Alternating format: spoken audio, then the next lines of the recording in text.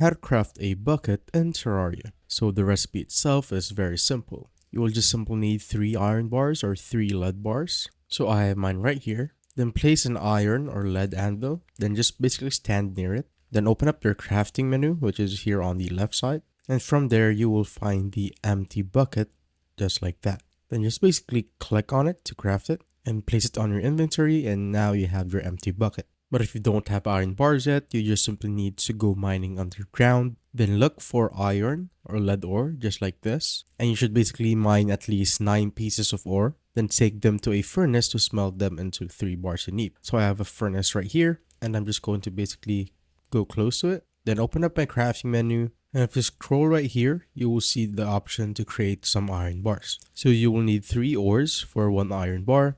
So I'm just going to basically craft some.